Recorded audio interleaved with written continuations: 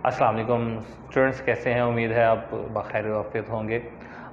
आज का जो हमारा टॉपिक है वो बड़ा कॉम्प्लिकेटेड सा है, बहुत इजी भी है और कॉम्प्लिकेटेड है। कॉम्प्लिकेटेड कैसे है, पहले हम ये डिस्कस करते हैं। आज के टॉपिक का नाम है आर्टिकल। आज जो हम पढ़ने वाले हैं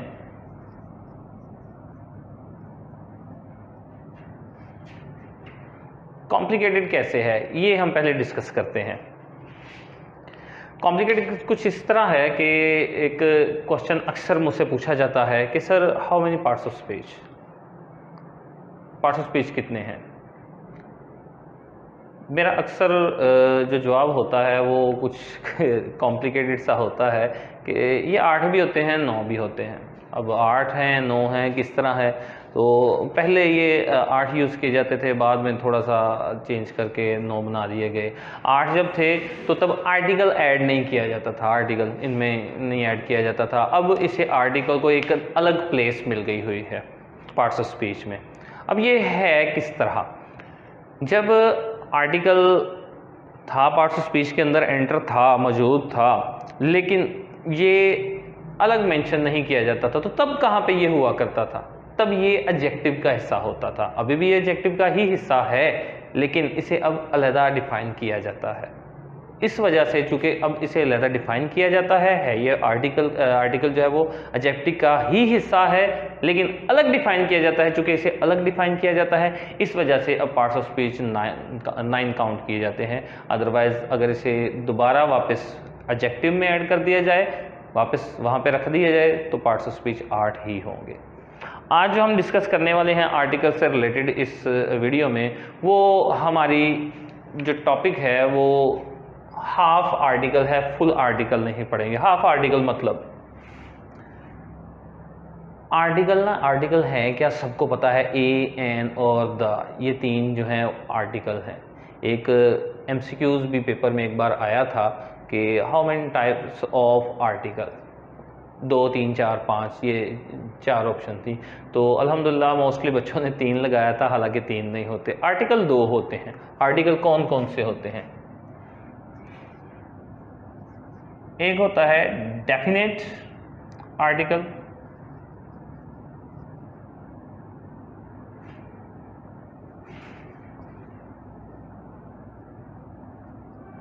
और दूसरा होता है इनडेफिनेट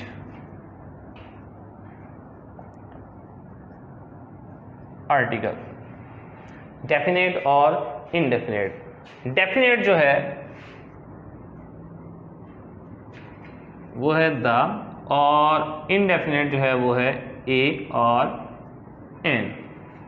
इस तरह आर्टिकल की जो टाइप्स बनती हैं वो 2 टाइप्स बनती हैं, 3 नहीं है। ठीक है जी।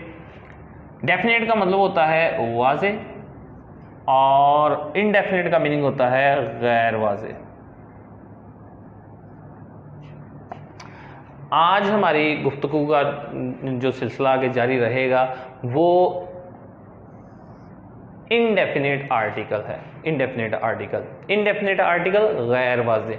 गैर वाज़े मतलब ऐसा आर्टिकल जो गैर वाज़े तादाद को ज़ाहिर करे। तादाद हालांकि एक ही होती है, लेकिन आगे जो नाउन साथ आता है वो गैर वाज़े होता है। वो किस तरह होता है वो आज हम डिस्कस करने वाले हैं। सबसे पहले जो हम चीज़ डिस्कस करेंगे वो ये करेंगे कि ए और एन आता किसके साथ है। ए और एन दोनों यानी कि इनडेफिनेट आर्टिकल किसके साथ आते हैं। सबसे पहली चीज़ ये है हमारी, ए एन किसके साथ आता है ये पहले देखें।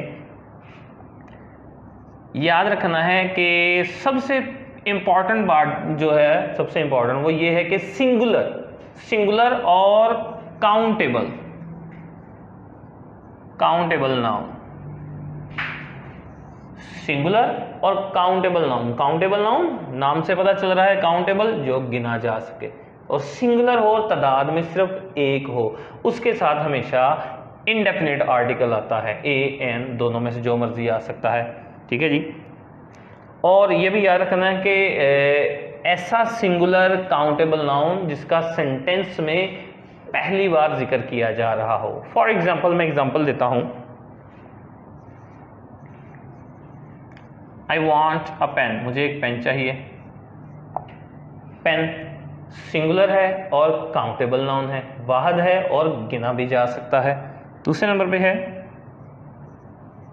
She ate an orange.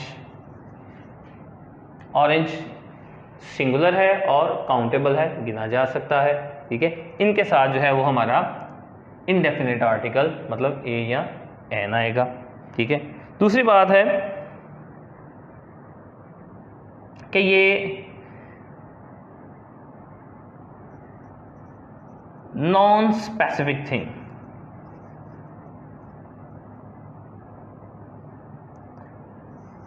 Non specific thing, non specific जो खास ना हो, ऐसी चीज़ जो खास नहीं है, उसके लिए हम ए या एन का इस्तेमाल किया जाता है। दो बातें रिपीट करता हूं मैं, कौन कौन सी की है। पहली बात, सिंगुलर और काउंटेबल, सिंगुलर हो और काउंटेबल नाउन हो, वाहद हो और गिना जा सके। दूसरी बात, नॉन स्पेसिफिक थिंग, ऐसी चीज जो खास ना हो, खास ना हो मतलब उसका जिक्र हमने पहले कभी ना किया हो, उसके साथ हमारा इनडेफिनेट, इनडेफिनेट गैर वाज़े आर्टिकल आता है। गैर वाज़े कौन कौन सा है, ए और एन। अब पहली बात जो हमने डिस्कस की है वो ये है कि आर्टिकल इंडेफिनेट आर्टिकल आता किस किस के साथ है। अब दूसरी बात जो हम डिस्कस करने जा रहे हैं वो ये है कि इंडेफिनेट की दो टाइप्स हैं, एक ए है और एक एन है। अब ए किसके साथ आता है और एन किसके साथ आता है, वो दोनों चीजें अलग अलग हम डिफाइन करेंगे। ए आता है कॉन्सोनेंट साउंड्स और एन आता है वॉवल साउंड्स। यहाँ पे हमारा एक छोटी सी मैं करेक्शन करता जाऊँ, मोस्टली हमारे जो स्टूडेंट्स हैं बचपन में हमें ये चीज़ सिखाई जाती है कि A E I O U, A E I O U हमारे वॉवल्स हैं, vowels, A E I O U ये वॉवल वर्ड्स हैं, वॉवल वर्ड्स, ये वॉवल वर्ड्स हैं, ठीक है जी। हमें ये सिखाया जाता है कि A E I O you vowel words के साथ एन आता है, जबकि ये टोटली रॉन्ग मिसकंसेप्शन है। एक्चुअली होता ये है कि जो एन है वो आता है वॉवल साउंड्स। वर्ड्स और साउंड्स दोनों अलग अलग चीज़ें हैं। वर्ड्स मतलब अल्फाज, ठीक है, वैसे ये लेटर्स हैं हमारे, ठीक है। तो ए E I O you later से मिलके जो वर्ड्स बनते हैं वॉवल वर्ड्स उनको कहा जाता है, उनके साथ एन नहीं आता। किसके साथ आता है, वॉवल साउंड्स के साथ। साउंड्स आवाज़, आवाज़ हमने देखनी होती है। आवाज़ को मैं दो तरह से डिफाइन करता हूँ, वॉवल साउंड्स की जो आवाज़ है। एक तो बड़ा देसी सा तरीका है जो हमें आसानी होती है, बहुत ज़्यादा आसानी होती है समझने के लिए, कि ऐसे अल्फाज जो अलिफ, अलिफ मद्दा या आइन से स्टार्ट होते हैं, अलिफ अलिफ मद्दा या आइन से स्टार्ट होते हैं, वॉवल साउंड्स कहलाते हैं। जो ग्रामेटिकल मेथड है उसका भी मैं तरीकाकार बता देता हूँ कि जब भी हम वॉवल लेटर्स जो हैं, vowel letter A E I O U, actual pronunciation जो इनकी है, जब भी हम प्रोनाउंस करते हैं इनको वॉवल साउंड्स, ऐसे साउंड्स जब भी हम इनको प्रोनाउंस करते हैं तो ये टीथ लिप्स हमारे आपस में टच नहीं होते। फॉर एग्जांपल मैं प्रोनाउंस करता हूँ ए ई आई ओ यू, ये एक्चुअल इनकी प्रोनाउंसिएशन है, ठीक है। ये एक्चुअल प्रोनाउंसिएशन है, इनके थ्रू अगर हम प्रोनाउंस करें तो हमारे ये टीथ और लिप्स आपस में टच नहीं होते। वैसे एक आधे स्टूडेंट ने ना मुझे प्रोनाउंस करके दिखा दिया है कि ये टीथ और लिप आपस में टच होते हैं। कैसे किया है, ए ई आई ओ यू, तो इस तरह होता ज़रूर है, लेकिन एक्चुअल प्रोनाउंसिएशन जो है वो मैं आपको बता चुका हुआ हूँ। तो एन किसके साथ आता है, वोवल साउंड्स के साथ, और ए आता है कॉन्सोनेंट साउंड्स। कॉन्सोनेंट साउंड कौन से, अलिफ अली मद्दा और आयन, इनके अलावा जितने भी बच जाते हैं साउंड्स, आवाज़ जितनी भी बच जाती हैं वो सारे के सारे कॉन्सोनेंट्स हैं। फॉर एग्जाम्पल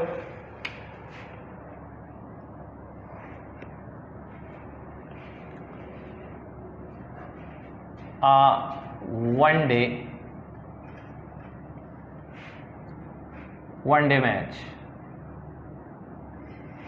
अब देखा जाए तो वन में ओ आया है, ओ अगर उर्दू में लिखें तो वाव से स्टार्ट होता है, ठीक है। वाव अभी हमने डिस्कस किया कि अलिफ अली मद्दा और आइन ये वावल साउंड्स हैं, ठीक है। तो वाव अलिफ अली मद्दा आइन में शामिल नहीं होता, तो ये कंसोनेंट साउंड है। इसके साथ ए आ गया। An apple, apple, apple man, apple को लिखें तो कैसे लिखेंगे, अलिफ, अलिफ से स्टार्ट होता है ये एप्पल, अलिफ अलिफ मद्दा आइन, ठीक है।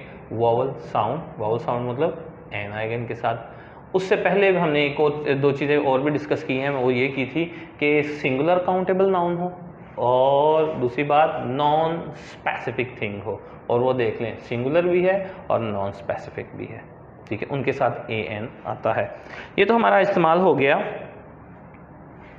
ए और एन का, ठीक है, अलग अलग। अब ए और एन को इकट्ठे इस्तेमाल कैसे करते हैं, इकट्ठे मतलब किन के साथ ही आते हैं ए और एन और किन के साथ नहीं आता है ये आर्टिकल, इनडेफिनेट आर्टिकल किन के साथ आता है और किन के साथ नहीं आता। अब हम डिस्कस करेंगे वो चीज़। सबसे पहले है number 1, all genders. All gender, तमाम जेंडर के साथ ये आ सकता है, जैसे a man, a woman, an actor, an actress. Genders. दूसरे नंबर पे है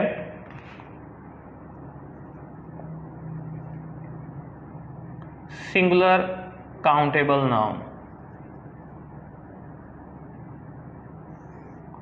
सिंगुलर काउंटेबल नाउन वाहिद हो और काउंटेबल जो हम पहले भी डिस्कस कर चुके हुए हैं, जैसे कि है a child needs love,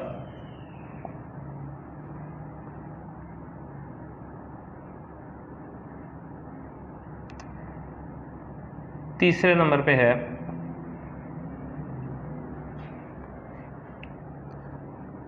noun complement.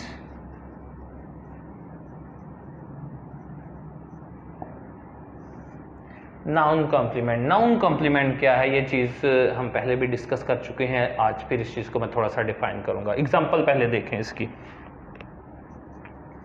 He is a doctor,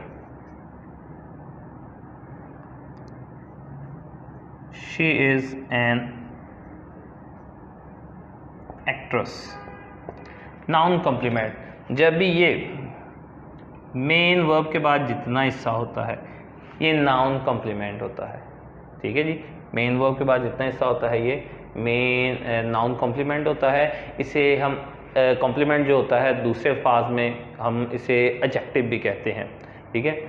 complement, adjective और सेम चीज़ें हैं। फ़र्क क्या आ जाता है, कॉम्प्लीमेंट का वर्ड यूज़ किया जाए तो इसका मतलब ये है कि ये पार्ट्स ऑफ सेंटेंस है, और एडजेक्टिव का वर्ड जब यूज़ किया जाता है तो इसका मतलब ये है कि यही चीज़ जो है वो पार्ट्स ऑफ स्पीच है। पार्ट्स ऑफ स्पीच और पार्ट्स ऑफ सेंटेंस दोनों अलग अलग चीज़ें हैं, ठीक है। तो पार्ट्स ऑफ सेंटेंस में कॉम्प्लीमेंट, पार्ट्स ऑफ स्पीच में एडजेक्टिव इसे कहा जाता है, ठीक है। तब भी ये ए और एन का इस्तेमाल किया जाता है। नेक्स्ट है नंबर 4 है quantity.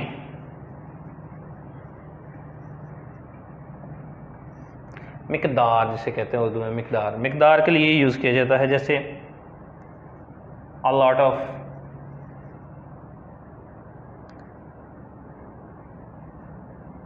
A dozen,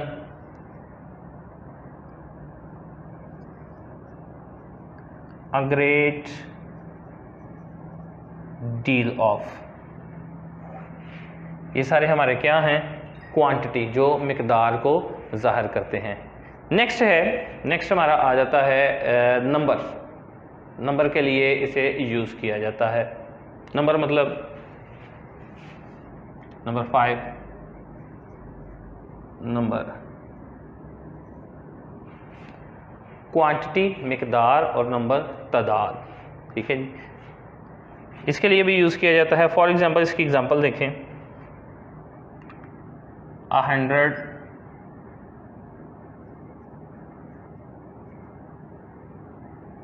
1000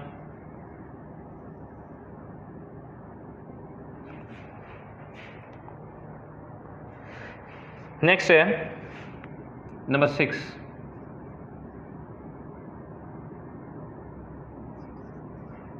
price, speed और रेशियो वगैरह के लिए यूज़ किया जाता है इसे। कीमत, रफ्तार या निस्बत वगैरह के लिए इसे यूज़ किया जाता है। For example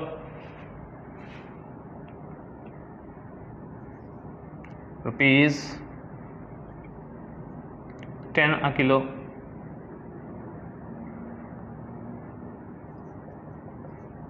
50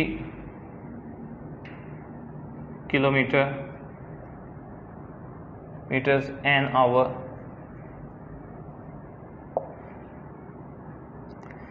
3 times a day, 3 times a day, दिन में 3 बार। ये क्या है, ये हमारा यूज़ किया जाता है नंबर, प्राइस, स्पीड या रेशियो के लिए।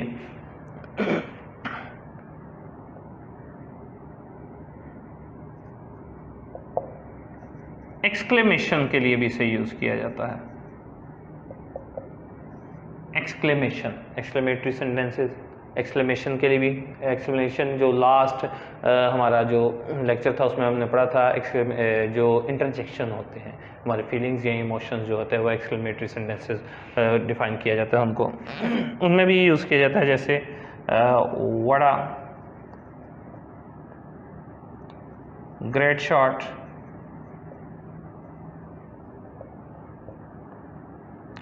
what a lovely weather, what a lovely weather।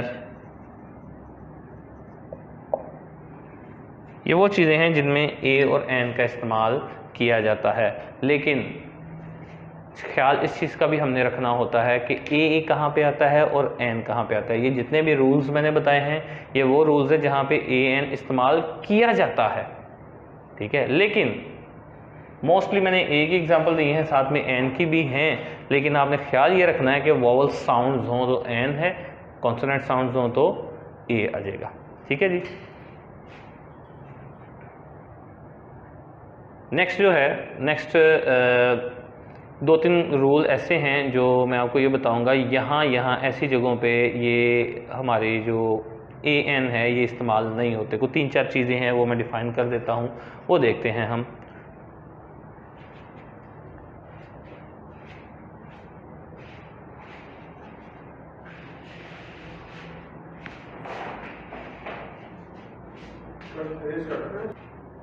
Next जो है वो हम डिस्कस कर रहे थे कि कुछ ऐसी जगह हैं जहाँ पे आर्टिकल आता ही नहीं है, इनडेफिनेट आर्टिकल। वो कौन कौन सी हैं, वो कुछ चीज़ें नोट कर लें, 3-4 रूल्स हैं उनके, वो भी लिख लें।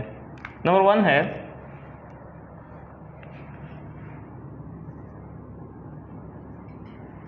ओमिशन ऑफ ए और N.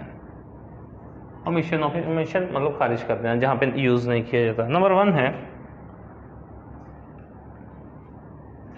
Plural noun, plural noun जहाँ पे जमा हो जाए। क्यों? क्योंकि ए और एन का मीनिंग ही एक होता है, तो जहाँ जमा आ जाएगा वहाँ पे एन यूज़ नहीं किया जाता। मतलब एन ऑरेंज है, एन ऑरेंज है, इसी को जब प्लूरल करेंगे तो ऑरेंजेस बन जाएगा, लेकिन इसके साथ आर्टिकल यूज़ नहीं किया जाएगा। नंबर 2 है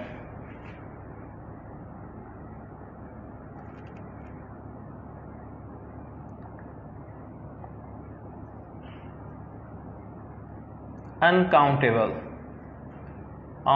अनकाउंटेबल नाउन्स। ऐसे नाउन जो अनकाउंटेबल हो, जो गिने ना जा सके। फॉर एग्जांपल वाटर है, वाइन है, मिल्क है, ये अनकाउंटेबल है, इनके साथ कभी भी ए एन यूज़ नहीं किया जाता। नंबर 3 है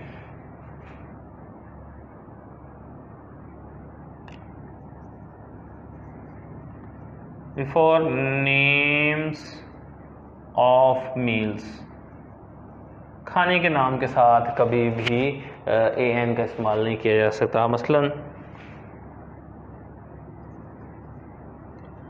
वी हैव लंच एट 2, 2 बजे हमने लंच किया, ठीक है, या we have a good lunch, हमने अच्छा लंच किया। इसके अलावा है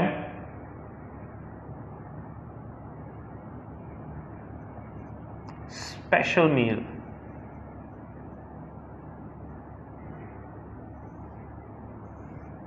स्पेशल मील किसी खास खाने की बात की जाए तो तब भी, मसलन ये समझने वाली बात है, I was invited a dinner, मुझे एक डिनर पे बुलाया गया। कौन सा dinner? I was invited to dinner, sorry, I was invited to dinner, मुझे डिनर पे बुलाया गया। इसी डिनर के वर्ड को दोबारा यूज करते हैं। I was invited to a dinner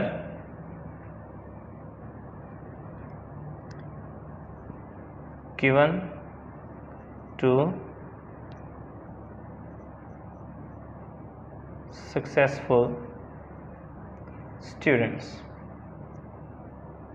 चूँकि अब ये थोड़ा सा मखसूस हो गया है खाना, इसलिए यहाँ पे आ का वर्ड यूज़ किया जाएगा।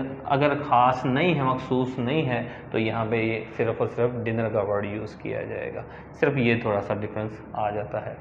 उम्मीद है कि आपको ये वीडियो हमारी पसंद आई होगी। लाइक कीजिए, शेयर कीजिए, और सबसे अहम जो बात है वो कमेंट ज़रूर कीजिए, ताकि हमें आपकी बहुत ही कीमती राय से हम आप आगाह हो सकें। Thank you very much. अल्लाह हाफिज़।